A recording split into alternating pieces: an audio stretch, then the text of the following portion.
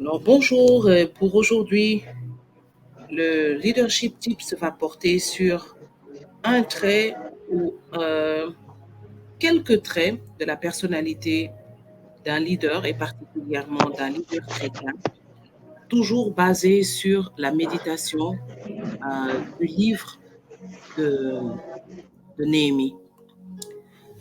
Alors, on va voir que Néhémie ici va venir, il va d'abord prier, bien entendu, comme nous l'avons dit hier. C'est la première caractéristique d'un leader, c'est sa force intérieure, sa base, sa capacité à pouvoir bâtir une relation avec le Seigneur et à aller vers le Seigneur. Quelle que soit la situation qui se présente à lui, quel que soit le sentiment qu'il peut avoir, d'avoir comme premier réflexe de se tourner vers Dieu pour chercher cette sagesse et la direction nécessaire pour pouvoir agir. Et ensuite, on va voir que Néhémie va se mettre à l'œuvre. Et bien entendu, je le crois, parce qu'il a prié, le Seigneur va commencer par l'inspirer, par le conduire. Et la première chose que Néhémie va faire, c'est qu'il va se lever et qu'il va commencer, il va se mettre au travail et il va se mettre d'abord à faire un travail d'inspection. Un travail d'inspection, pourquoi? Parce que il doit, en tant que leader, se baser sur la connaissance de la situation. Et aujourd'hui, c'est le problème que beaucoup de personnes en position de leadership ont. Ils basent souvent leurs décisions et leurs actions sur ce qu'on leur a rapporté, sur ce que les statistiques disent, sur les nouvelles du monde, sur des préjugés. Un leader est une personne qui va à la source du travail qu'il doit faire. Il va inspecter les choses pour avoir un ressenti, pour pouvoir connecter avec la situation et mieux la comprendre. Lorsque il y a une situation qui se présente, Dieu même a agi de cette sorte. Quand il a fallu sauver son peuple, il a envoyé son fils, la Bible dit que Jésus-Christ a pris chair de la Vierge Marie, afin de connaître en tout point ce que nous vivions. Néhémie est descendu, il est venu voir lui-même ce que le peuple vivait. Il est venu voir lui-même l'étendue des travaux. Il a connecté son cœur, sa passion, sa vision, son esprit. Il a pris connaissance de la chose. Ça, c'est une caractéristique, celle de pouvoir descendre dans la situation afin de pouvoir s'en enquérir, la vivre et se connecter à cette situation.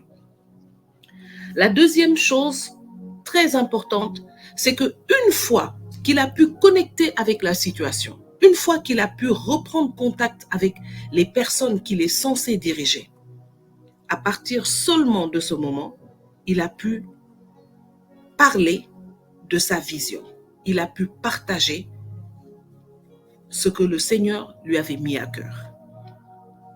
Et ça, c'est très important. Une vision ne peut pas être bâtie sans comprendre en fait là où nous voulons aller et ce dont le peuple, les personnes que nous sommes censés conduire, ce dont ils ont besoin.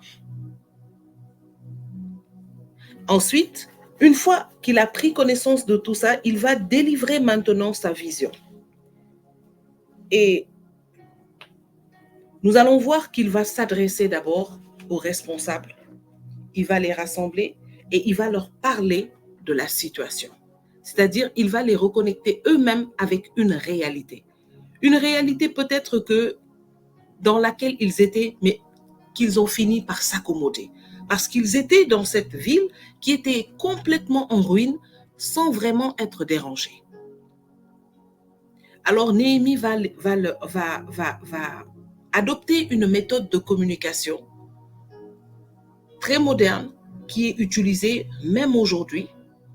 Il va d'abord commencer par leur faire prendre conscience de la situation.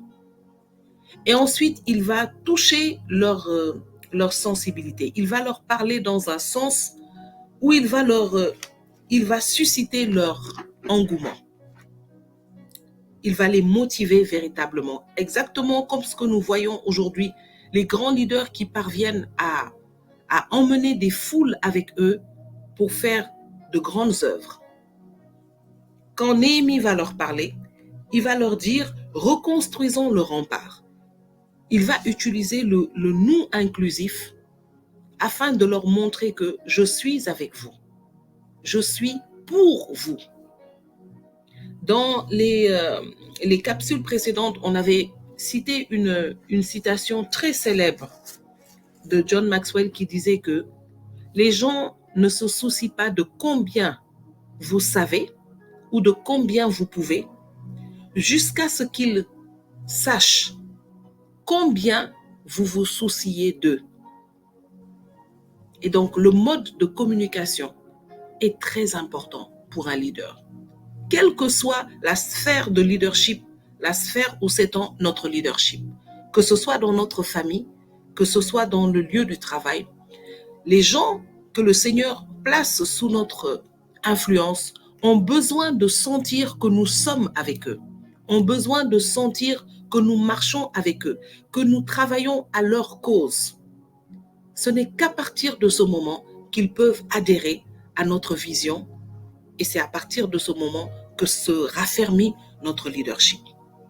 Donc, non seulement prendre conscience de la situation, se connecter à la situation pour comprendre ce que les gens vivent et ce dont ils ont besoin, et ensuite communiquer sa vision d'une manière charismatique, c'est-à-dire en utilisant des termes et un langage inclusif, de sorte à ne pas nous détacher de la situation ou des personnes qui sont censées agir dans cette situation.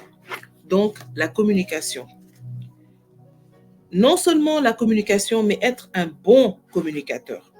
Parler avec la sagesse du Saint-Esprit et parler avec connaissance de cause. C'est-à-dire, lorsqu'on parle, les gens qui nous écoutent savent que nous savons de quoi nous parlons. Et à partir de ce moment, ils peuvent nous faire confiance. Un leader est quelqu'un qui a un mode de communication qui motive, qui encourage et qui permet au peuple de s'engager. Voici aujourd'hui 2 caractéristiques du leader chrétien que j'aimerais partager avec vous et j'espère que cela pourra inspirer un leader qui va écouter cette capsule, l'inspirer et le pousser à réviser sa démarche là où le Seigneur l'a installé, afin que véritablement son influence puisse s'étendre, s'affermir et permettre au plan de Dieu de s'accomplir au travers de lui. Au nom de Jésus. Soyez bénis et passez une excellente journée.